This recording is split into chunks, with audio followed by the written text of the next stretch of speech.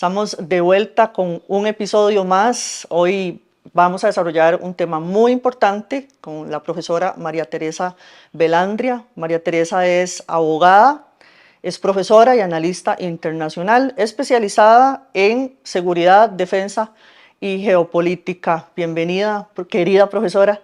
Gracias por estar con nosotros y compartir esta información que es tan vital. Hola Tania, ¿cómo estás? Un placer aquí compartir contigo un tema interesantísimo que lo vas a presentar tú para que quienes te escuchan y quienes nos ven sepan de qué vamos a conversar hoy.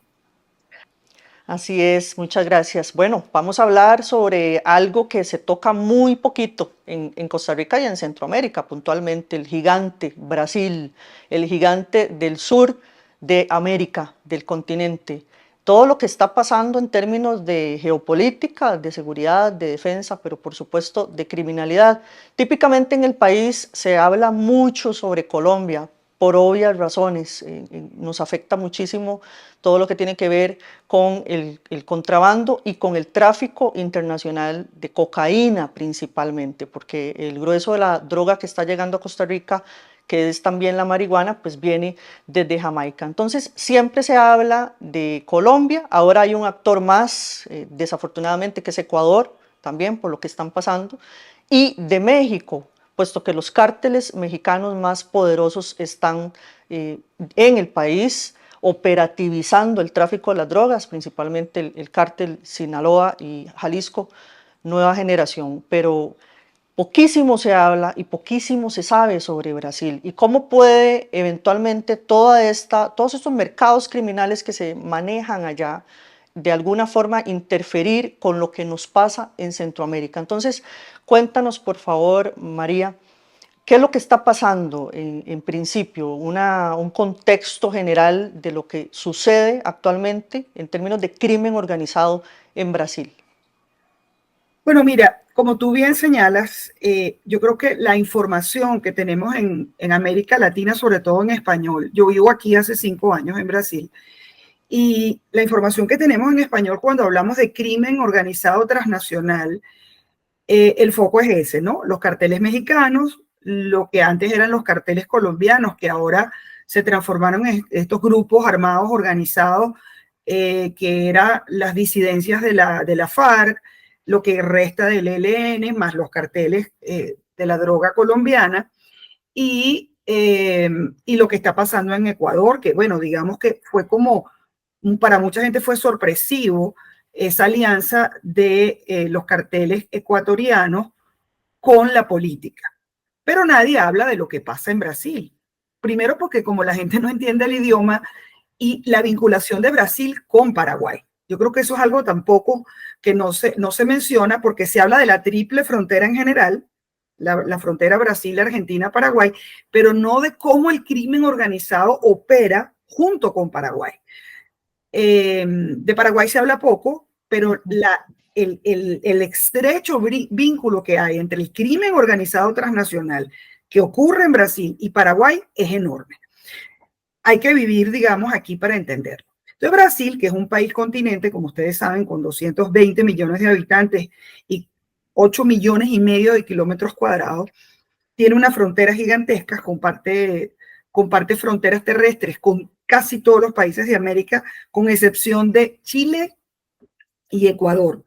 De resto tiene fronteras terrestres con todos los demás, tiene casi 8.000 kilómetros de costa, entonces eso hace que el contrabando, el contrabando de drogas, armas, oro, personas, sea muy grande.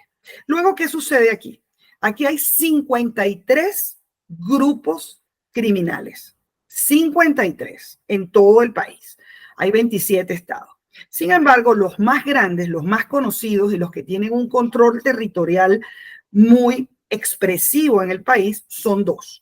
El primer Comando Capital, creado en el estado de Sao Paulo, y el Comando Vermelho o el Comando Rojo. Son los más grandes.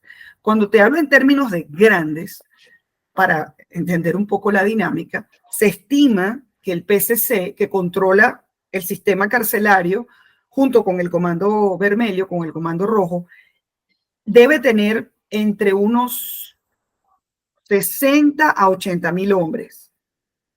Y el Comando Vermelho, que está prácticamente su base en Río de Janeiro, anda por ahí, 25, 30.000. Esto estamos hablando de hombres que reportan a ambas facciones criminales. Y ellos operan todo el narcotráfico de Brasil. ¿En qué sentido?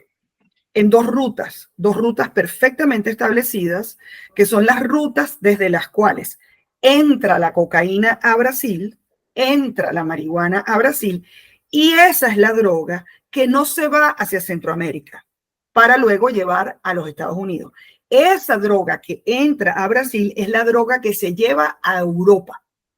Entonces, ellos son los que se encargan del control de las rutas para el envío de la droga hacia Europa, hacia los mercados europeos, con una logística impresionante y que en la cual está entonces este otro actor del cual no se habla, que es Paraguay. Entonces, esto Claro. es muy grande porque ellos se crean, el Comando Vermelho se crea en los años 70 en una isla. Es interesante su fundación, explicarla un poco, porque es una isla que está en Río de Janeiro, que era una prisión de presos comunes por homicidio, robo, hurto, violación, es decir, delitos comunes, a la cual llevaron en la época de la dictadura militar a presos políticos de izquierda. Y entonces ellos comenzaron un proceso como de ideologización y a enseñar a leer y a escribir a los presos que estaban allí. Y ahí surge el lema de patria y libertad de los presos, y ahí se crea el primer Comando Vermelho, el primero. Y luego el PCC, que es el primer comando de la capital, surge también en una prisión en los años 90 a raíz de los abusos y de las barbaridades que ocurrían en el sistema penitenciario. Se produce una masacre, la masacre de Carandiru, en uno de los penales, y ellos deciden organizarse para empezar a controlar las prisiones, precisamente para evitar las masacres. Se expanden en todo el país y se vuelven los que controlan el narcotráfico, el tráfico y el microtráfico, o sea, las dos cosas, y bueno, son un ejército, literalmente. Claro.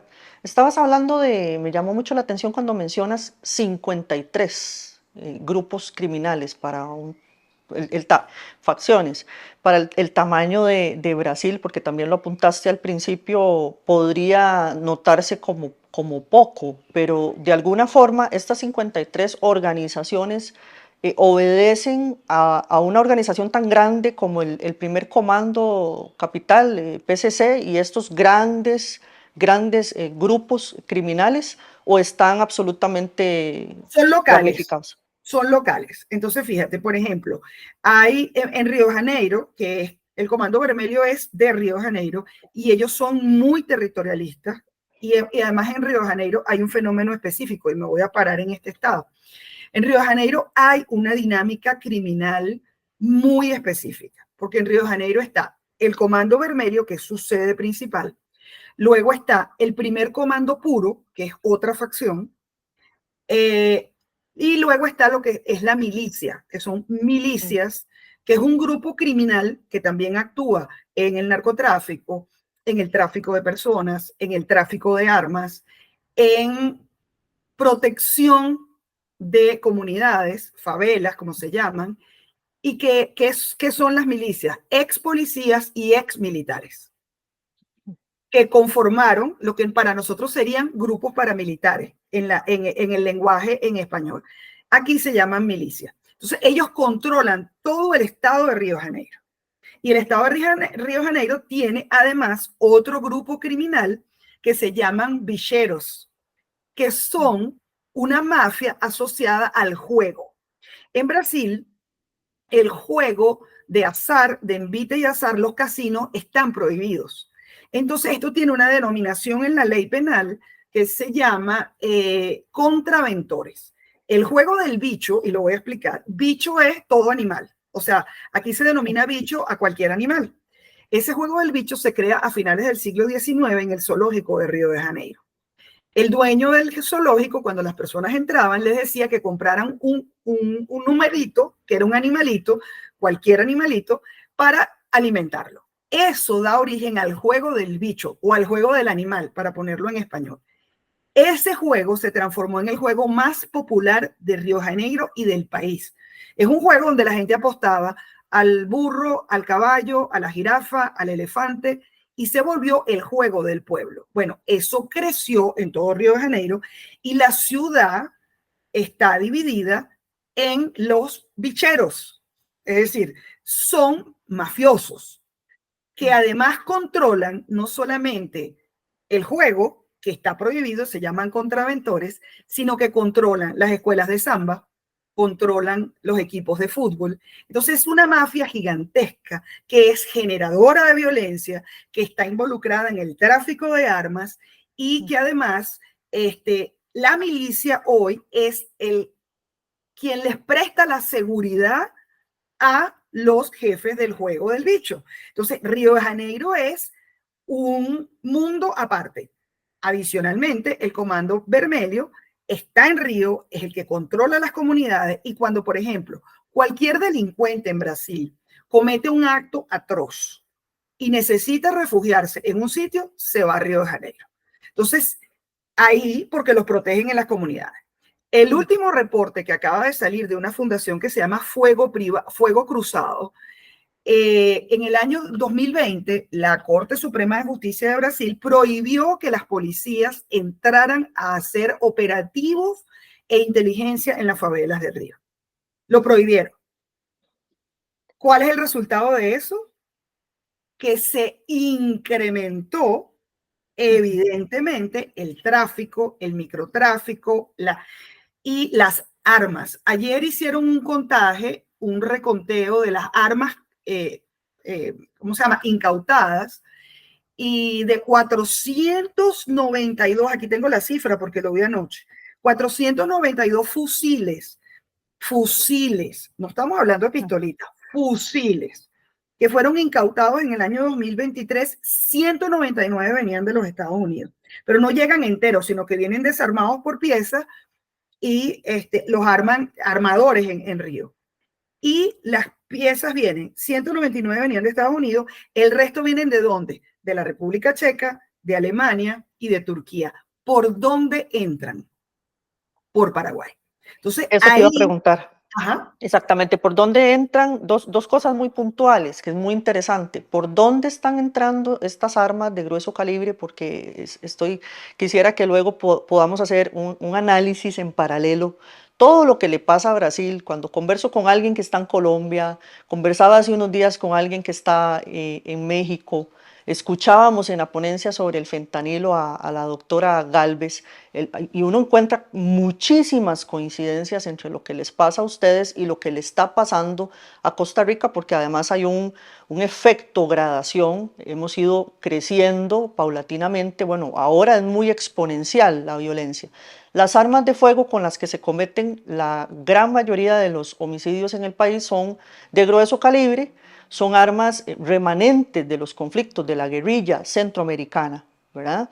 Y ya no es con armas cortas tipo 9 milímetros o el revólver, sino que se hacen con armas de grueso calibre y tipo AR-15 o M16 que vienen de los Estados Unidos y otras que son, como te decía, producto de los conflictos. Pero entonces es muy interesante entender, que la gente conozca cómo entran esas armas de grueso calibre a Brasil, que ya lo ibas a explicar. Y lo otro que me llamó mucho la atención y que quería ya hacerte esa consulta es, ¿por qué Brasil decide que la policía no puede entrar a las favelas? Toda vez que, por lo menos por lo que vemos desde afuera, ya de por sí estas estructuras pues son prácticamente lo que nosotros conocemos acá como tugurios, y además que tienen una infraestructura muy compleja para la misma policía, para hacer operativos. ¿Por dónde entran las armas de grueso calibre? ¿Y por qué las autoridades deciden que la policía no puede entrar a las favelas? No es de pronto patrocinar el crimen? mira, lo primero, hay todo un sistema, y esto, el experto en esto es Andrei Servín Pont, que ha sido el que me ha enseñado sobre esto. Yo no soy una experta en tráfico de armas, pero Andrei tiene eso muy bien mapeado. Yo te sugiero que lo entrevistes, porque si Claro. quieres saber sobre armas, Andrei es la persona. El AR-15 no es un fusil fácil de importar. Sin embargo, hay unas piezas del fusil que se importan por separado y se pueden importar en Amazon. Dos Wow. piezas específicas. Entonces se importan a Paraguay y en Paraguay se copian otras piezas y se consigue importar y se consigue ensamblar un fusil. Como eso no tiene seriales, obviamente tú cuando haces la denuncia, en Estados Unidos te dicen, dame el serial y no existe. Entonces Estados Unidos no lo registra. Luego, Paraguay tiene una legislación en materia de importación de armas absolutamente laxa. Se puede importar libremente. Entonces, ¿qué sucede? Un armero paraguayo de una empresa legalmente puede solicitar importación de armas de todos los calibres. Y una parte de esas armas, ¿qué está pasando en el mercado de importación de armas? Una parte de esas armas importa, por ejemplo, 10.000 pistolas o 10.000 fusiles. Una parte se está quedando en los conflictos de África, digamos, se desvía, y la otra llega efectivamente a América del Sur. En la aduana hay de todo. Supuestamente, una parte va a la armería que hizo la nota de importación y la otra va al mercado negro. Y esas armas son las que llegan al mercado brasileño. Entonces, una pistola que cuesta $500 o un fusil que cuesta $800.000, en Río de Janeiro vale $5.000. Entonces, evidentemente, eso genera un mercado gigantesco. Entonces, uno de los actores fundamentales en el tráfico de armas de la región es Paraguay. Y el año pasado, en diciembre, capturaron a un gran traficante de armas. Fíjate que todo esto que estamos hablando pareciera que está lejos, pero está en la prensa, lo pueden buscar. Capturaron a un argentino que estaba reconocido como el mayor traficante de armas de la región. Él huyó, él estaba en Paraguay, era el que tenía toda la infraestructura del tráfico de armas. Lo capturaron en Argentina, en Paraguay, él huye para Argentina, siendo ciudadano, porque pensaba que, bueno, al irse a su país no pasaba nada, y lo capturan a él y capturan a un general de la policía paraguaya, que era el director de la unidad de la Agencia de Prevención y de Control de Armas de Paraguay, porque estaban trabajando juntos. Entonces, cuando hay tanto dinero de por medio, todos sabemos que alcanza a los funcionarios. Entonces, esto intentó cambiarse, pero ¿qué sucede? Y aquí voy con otra de las facciones brasileñas, antes de dar respuesta a tu pregunta sobre la policía. El primer comando de la capital se internacionaliza, así como el Comando Vermelho. El Comando Vermelho es el que controla la ruta del río Solimões, que es la droga que sale desde Colombia y entra por el río Solimões, que es un brazo del río que luego se conecta con el río Amazonas.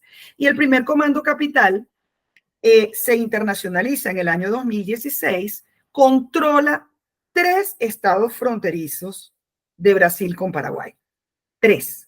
Cuando te digo controla, es que controla la ruta terrestre, la ruta fluvial, las cárceles que están en la frontera de Paraguay con Brasil, y el primer comando de la capital es el que controla desde lo que llega, la droga que sale de Bolivia, la droga que sale de Perú, y esa es la otra ruta que se llama la ruta Caipira. Son 2 rutas plenamente reconocidas que sirven para un doble propósito: logístico de drogas, logístico para las armas y ahora también para el tráfico de oro. Entonces, ahí el PCC, que es el grupo más importante de Brasil, el Comando Vermelho es el segundo, ellos se internacionalizan cuando matan a uno de los narcotraficantes más poderosos de Paraguay, que era Rafat, en el 2016. Ellos lo matan en Pedro Juan Caballero, que es una ciudad de Paraguay. Él tenía 4 carros blindados y en uno de los carros donde él iba, lo matan con una operación que fue casi de película.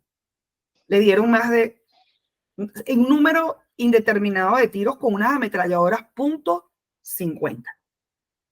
Ese fue el momento en que el PCC dijo, llegamos. Y ahí, entonces, todo lo que sucede en la frontera norte del Paraguay, tanto fluvial como terrestre, está absolutamente involucrada con el primer comando de la capital, que es un grupo sumamente poderoso, que además, para que tengas una idea, ellos tienen ya unos 10 o 12 años formando a sus faccionados, como se le llama aquí, porque los bautizan, tienen una serie de reglas en las cárceles, etcétera, formando abogados, formando jueces, formando personas que ya están dentro del sistema. ¿Para qué? Para cuando van a prisión, tener personas dentro del sistema que responden al comando. La pregunta que tú me hacías, ¿por qué la policía no puede? Porque aquí hubo dos intervenciones en el año 2010 y en el año 2016, cuando se desborda la violencia en Río, y yo los invito a que vean los videos, porque son, sí, tú piensas que estás viendo un video en Afganistán o en Irak, etcétera. Hubo dos intervenciones del ejército para tratar de poner orden. Y evidentemente muere mucha gente inocente. En Río muere gente todos los días por balas perdidas, para que sepa. Todos los días. Que se propician desde las favelas, vienen claro, desde ahí. Porque ahí hay enfrentamientos entre las facciones, ahí hay enfrentamientos y todos los días mueren niños, mueren mujeres. Bueno, es un horror lo que pasa aquí.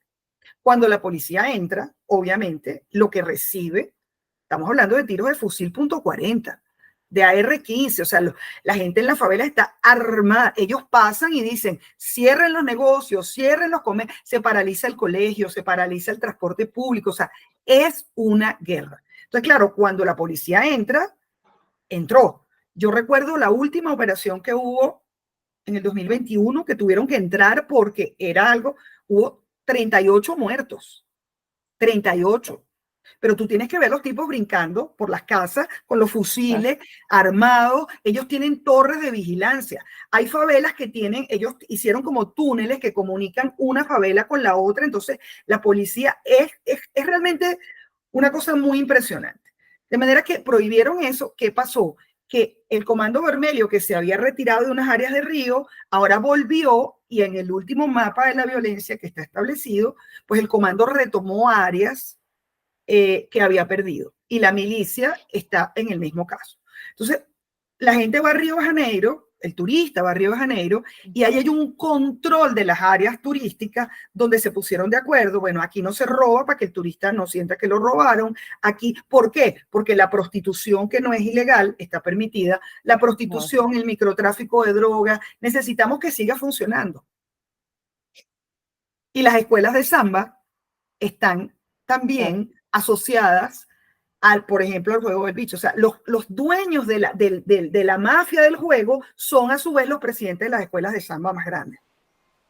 Bueno, eso es una locura, pero eso es María, gobernanza criminal. O sea, quienes pero gobiernan con el beneplácito entonces de la institucionalidad y del gobierno central de Brasil. O sea, ¿cómo es posible que hay zonas en las que no se puede penetrar o que la policía no puede llegar? Sí, pero bueno, es que es más complejo que eso. Y te voy a poner un ejemplo que tiene que ver con el PCC. En el carnaval de este año, del 2024, desfiló una escuela de samba que se llama Bye Bye de Sao Paulo. Y yo estoy viendo el desfile y de repente veo que salen los presos, ¿no? Vestidos de blanco y negro, como los presos estos de las películas, ¿no? Vestidos de blanco y negro.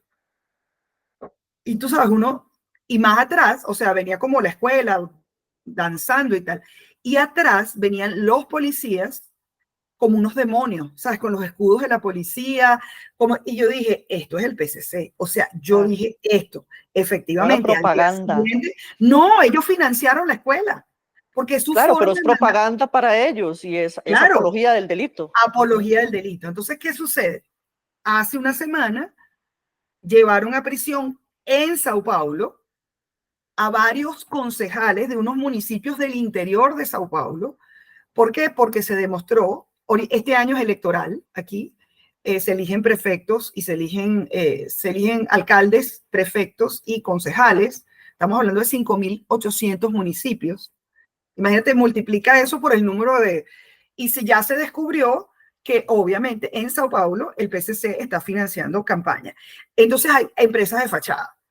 Hace 3 semanas capturaron una empresa de autobuses en San Pablo que estaba totalmente financiada por el PCC. Es decir, son empresas para lavar dinero proveniente del delito donde el PCC. Dificilísimo. Tú que eres experta en esto. El puerto de Santos, que es el puerto que está en el estado de Sao Paulo, es el puerto más grande de América Latina. Es el puerto más grande. El segundo más grande es el puerto de Río de Janeiro. El tercero es el puerto de Manaus. Entonces, la policía tiene lanchas blindadas. Óyeme bien, lanchas blindadas. Ellos tienen que hacer inspecciones en el puerto a los navíos que entran y salen, porque ya desde el año 2020 se descubrió una nueva modalidad de tráfico de drogas, y ahí el PCC y el Comando Vermelho a veces tienen alianzas inesperadas, donde en esta parte que está sumergida de los barcos, que tienen unos compartimientos, ellos empezaron a colocar la droga con buzos especializados a los que le pagan $15,000 por hora para abrir esta parte de los barcos.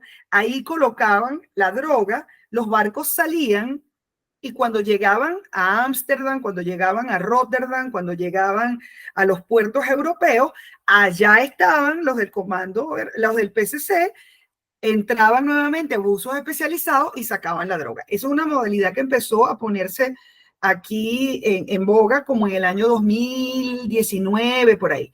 Salieron infinitas cantidades de droga. Ya la policía, pero claro, la policía cuando empezó a investigar, les caen a tiro con .50. El año pasado derribaron un helicóptero en Río de Janeiro. O sea, les disparan como si fuera una guerra. Entonces, ¿qué pasa? Como ya los puertos les hacen inspección a los barcos que van a Europa, empezaron a mudar la ruta para los barcos que van a África. ¿Por qué? Porque en los puertos africanos hay menos controles de lo que hay en los puertos europeos. Pero Bueno, como ya... pero ahí importante, porque estás hablando de algo que es fundamental, las inspecciones sobre los barcos para evitar el transporte marítimo vía contaminación de las cargas o de las estructuras de los barcos, pero no se le puede hacer al 100% Claro, jamás de las el asunto embarcaciones es una que aquí inspección. se mueven millones de contenedores por día. Por el tamaño de la economía es imposible Porque hacerlo. no es un puertico, ¿entiendes? Es un puerto muy grande. Entonces, ¿qué están haciendo? Mejoraron el sistema de inspecciones, mejoraron el sistema de rayos X, mejoraron todo. De claro, como ya la policía está sobre el puerto de Santos, está sobre el puerto de Río, entonces se fueron ¿a dónde? A Amapá, que está en el norte de Brasil, que está muy cerca de África, porque el puerto de Amapá, si tú miras el mapa, está frente a la costa africana. Entonces, desde ahí están saliendo lanchas pequeñas, les apagan los transponedores y ahí logran conectarse con lanchas pequeñas en alta mar para el tráfico de drogas. Submarinos, de estos que construyen en Colombia, esa es la ruta del río Solimón. Y ellos están conectados con la mafia albanesa, están conectados con la mafia europea. Es decir, el tráfico de drogas es todo el que viene desde Colombia y Perú. El Comando Vermelho ya está controlando inclusive la mano de obra indígena de los que recogen en Perú. ¿Por qué? Porque el estado de Acre brasileño tiene frontera con Perú y Bolivia, triple frontera. Entonces ahí hay todo un tema de la droga que viene. Y al sur tienes la frontera con Argentina y Paraguay, y entonces toda la droga que viene de Bolivia es la que controla el PCC. Entonces, esto es un asunto sumamente complejo. Y luego tienes la violencia de las facciones locales. Entonces, arriba tienes que sí, el bonde, los tres amigos, facciones que operan de manera local, que es otro tipo de violencia. Aquí hay un tipo de violencia que no se ha acabado, que es el robo a bancos. Tú dices, ¿siguen robando bancos en Brasil? Siguen robando bancos en Brasil. Wow. Te iba a preguntar antes de que desarrolles el tema el tipo de criminalidad, que eso también obviamente es muy interesante. El rol de Colombia, ya lo estaba señalando superficialmente, pero no solo el rol de Colombia, porque de Costa Rica se dice hoy, incluso por el mismo Estados Unidos, que somos, esto es muy triste mencionarlo, pero hay que hacerlo, plataforma número 1 de reexportación de cocaína hacia Europa, pero me está señalando que el principal mercado es Europa para Brasil, de la droga que se produce y que además hay una sobreproducción en Colombia que todos conocemos, pero entonces ahí hay como una incongruencia entre lo que se señala en las autoridades costarricenses, lo que señala el mismo Europa que ha venido a llamarnos la atención, principalmente por los puertos de Bélgica, España y Países Bajos, que es donde más llega la droga que sale desde acá. Pero sí hay una dinámica que es muchísimo más grande entre Colombia, Brasil y Europa. O ahora, el mercado principal, por lo que te escuché, es África. No, los puertos son los de África. ¿Por qué? Ok. Porque cuesta más llevar la droga directamente a Europa. Entonces, uno de los mecanismos que ellos usan son barcos que van con destino a África. ¿Ok? ¿Por qué? Porque la relación de Brasil con África es muy cercana. Entonces mandan los barcos a la costa occidental de África y desde ahí ellos descargan los barcos. Por ejemplo, hay una ruta que llega a Argelia o a Marruecos y desde ahí bajan la droga y la policía llega a un punto en que no los puede seguir porque los meten en el desierto. Es decir, transportan la droga por el desierto del Sáhara y ahí conectan y llevan la droga hacia otros mercados. Entonces aquí hay una relación muy cercana con África. Entonces, como es más difícil que los barcos lleguen a Europa porque están mucho más controlados, ellos utilizan rutas más largas, pero el destino final de la droga es Europa, siempre. Claro. La ruta es más larga, o quizás un poco más costosa, pero su destino final no es África, es Europa siempre. Y las autoridades europeas lo saben. Entonces, Muy difícil eso que decís, porque también lo amarro con lo que está pasando en Costa Rica siempre. Si es tan difícil operativamente y económicamente para organizaciones del calibre de las que operan, de ese tamaño en Brasil, perfectamente podrían ver atractivo operativizar todo ese tráfico internacional a través de Costa Rica, a través de no, Centroamérica. ellos no miran para arriba. Mira, los brasileños son etnocentristas, autárquicos. Ok. Ellos se miran hacia adentro. Ellos no les interesa eh, eh, mirar hacia arriba. Eso está muy lejos, eso está allá, eso no tiene nada que ver conmigo.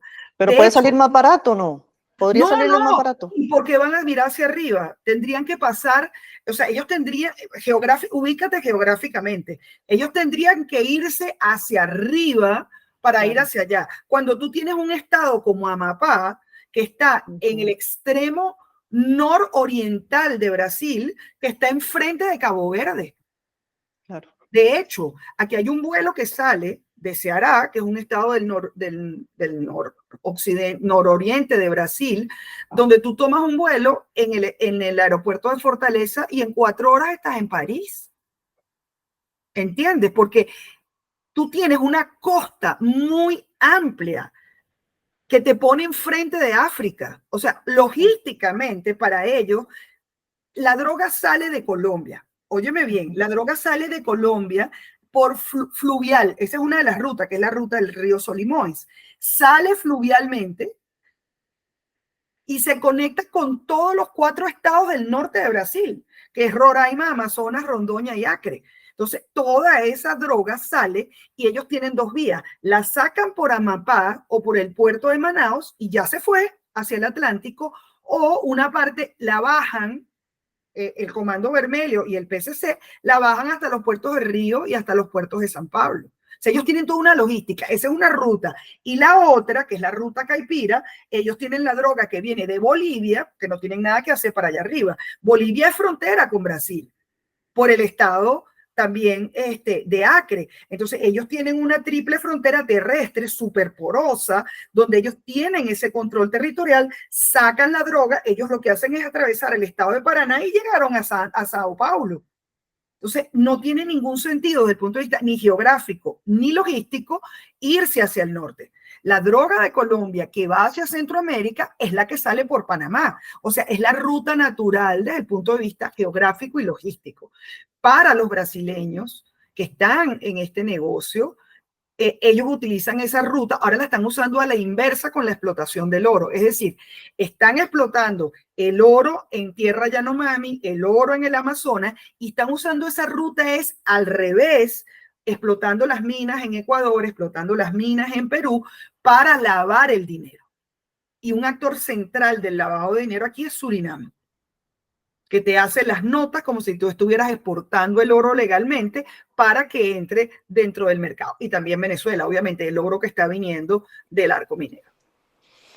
PCC es transnacional, ahora lo señalabas, totalmente, pero ellos controlan, y muy bien lo ampliaste, todo el tráfico internacional y además todos los delitos conexos, que ya sabemos que esto está implícito en toda esta cadena de criminalidad, pero viendo entonces desde de Brasil a Europa, de Brasil a África. Nunca entonces podríamos decir, bueno, no nunca, pero las posibilidades son muy bajas de que puedan operar dentro del territorio centroamericano, porque no tiene ninguna lógica ni logística, ni estructural, ni por ubicación. Bueno, eso realmente puede tranquilizarnos, ¿verdad? Porque son organizaciones muy pesadas que imprimen mucha violencia, pero sí me gustaría, porque por una cuestión de tiempo tenemos que casi ir cerrando, que hagas, María Teresa, por favor, algunas reflexiones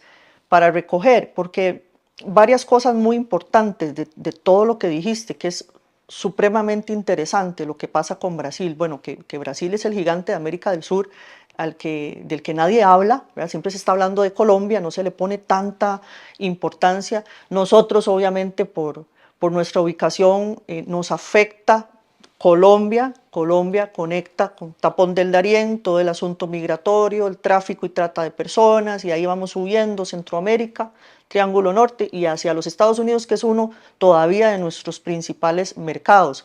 Y eso también tiene que ver con globalización, porque es nuestro principal socio comercial. Se manda mucha fruta principalmente a Estados Unidos, pero Europa, Costa Rica exporta mucho. Entonces, claro, nosotros sí somos un objeto muy importante de interés de Colombia, y de México ni hablar, todo lo que está pasando. Además de que lo ves cuando se operativiza en las calles la violencia, te das cuenta que definitivamente es criminalidad importada. Pero para cerrar con grandes ideas sobre Brasil, una de las cosas que me quedó resonando, cómo la policía de alguna forma está, pues tiene pocas herramientas para poder accionar en las favelas, porque las favelas ya sabemos que por una cuestión absolutamente estructural es complicado para poder ingresar y para poder controlar. Eso lo controlan los delincuentes y las Lo bandas. hacen. A ver, ellos entran, pero bueno, tienen limitaciones operacionales, ¿no? Ahí entra normalmente el BOPE, que es quizás la policía más conocida, ¿no? Pero bueno, es muy complejo entender lo que sucede. Hace un par de semanas estuvo el presidente de la República en una de estas favelas, en el complejo del Alemán, ¿cómo se llama? Y al día siguiente fue impresionante porque pasó un camión de estos que llevan, estas camiones que llevan los carros nuevos, tú sabes, estos camiones que se llaman cigüeñas en algunos países, Claro. que cambian de nombre, que son los que llevan los carros nuevos, ¿no? Y pasó por el frente de esa misma comunidad, como le dicen aquí, ahora no le dicen favela, sino comunidad, Para no estigmatizar. sí, para no estigmatizar, Ok. y pasó y ellos te trancan aquí y aquí, y bajaron todos los carros y se los robaron, se los llevaron para arriba, para la favela. Entonces, claro, la policía entró para recuperar los carros, pero ¿cómo entran? Es como si tú estuvieras viendo una película. Aquello es tiros. Mira, Río es una ciudad linda, maravillosa, pero estar de noche en cualquier restaurante y escuchar los tiros es lo mismo. Tú piensas que son fuegos artificiales y son disparos. Con relación al PCC, el PCC controla muchísimas cosas. Y, por ejemplo, ellos hicieron un plan en el año 21, 22, para secuestrar al ex juez Moro, que hoy es senador. O sea, ellos planifican operaciones de otro tipo. Y se descubrió y el año pasado planificaron secuestrar a algún ministro o secuestrar a algún magistrado del Supremo, porque el líder fundamental del primer comando capital, que es Marcola, está condenado a 200 años de prisión, está en una cárcel de máxima seguridad. La violencia asociada a las facciones es brutal. O sea, ellos te ejecutan en mitad de la calle, a plena luz del día. O sea, lo que tú ves aquí, y hoy el secretario de Seguridad del Estado de Sao Paulo, que es la sede principal del PCC, le ha declarado la guerra frontal al primer comando de la capital. Le han dado golpes muy fuertes, le han incautado en lo que va de año más de 400 o 500 kilos de cocaína, en lo que se llaman casas bomba, aquí se llaman casas bomba, que son las casas donde guardan el tráfico, donde guardan la droga, entonces el PCC le declaró la guerra a la policía militar de Sao Paulo.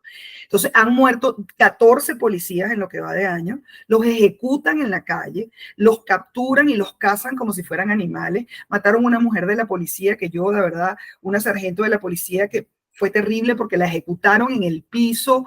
Entonces esto es muy duro porque es una violencia generada por las facciones y es una violencia no solamente aquí. Uno de los estados más violentos, y con esto cierro, que la gente piensa que es Río, que la gente piensa que es Sao Paulo, sí son violentos, pero el estado más violento en este momento en Brasil es el estado de Bahía. Y la policía que más mata no es la policía de Sao Paulo ni es la policía de Río, es la policía de Bahía. Y las facciones de Bahía, hay un enfrentamiento entre el Comando Vermelho del PCC y una facción local en este momento en Bahía, y el estado está incontrolable. Ahí probablemente tenga que haber una intervención federal para colocar orden porque está en manos de las facciones. Creo que en todo el mes de abril, si ha habido clases 2 días, ha sido mucho en la ciudad de Salvador, porque son muertos todos los días. Estamos hablando de que mueren 20, 30, 40 personas en un mes por la violencia criminal entre grupos criminales de Brasil. O sea, la situación aquí es muy seria y yo creo que es algo que se estudia poco en nuestra región. Se estudia muy poco y bueno, es muy preocupante. Lo otro es que una vez más, que eso da para otro podcast, profesora, para que nos acompañes, la discusión, ¿verdad?, de que las fuerzas de policía o el ejército, los países que tienen ejército, entran de frente, de choque, contra las organizaciones criminales, al mejor estilo México, que parecen películas, Aquí está parecen prohibido. series. Aquí se han autorizado 2 veces y salieron. El ejército. El ejército se autorizó en el gobierno de Dilma en el 2010, que entró con la brigada paracaidista a Río, y en el 2016 una cosa muy puntual, pero que además está autorizado por el presidente. El presidente Lula autorizó una cosa muy suave, pero no la han puesto en práctica porque es un tema ideológico, político. Claro.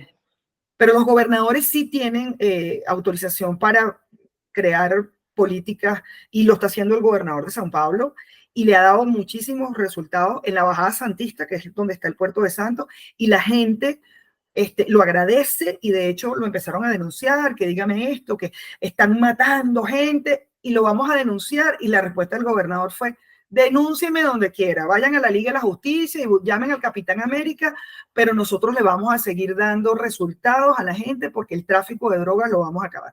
Entonces, esto es la dicotomía permanente, Tania, entre seguridad de los ciudadanos, combate al crimen y derechos humanos. Y derechos humanos, exactamente. Eso te iba a decir, que eso, vuelvo y repito, va a dar para una nueva conversación. María Teresa Velandria, abogada, profesora, analista internacional, muchas gracias por todo el tiempo que nos dedicaste, y a todos ustedes invitarlos otra vez para que vayan y busquen este episodio en YouTube. Sigan el canal de YouTube, vayan y también lo pueden descargar y escuchar en el canal que tenemos en Spotify, el podcast Seguridad Hoy.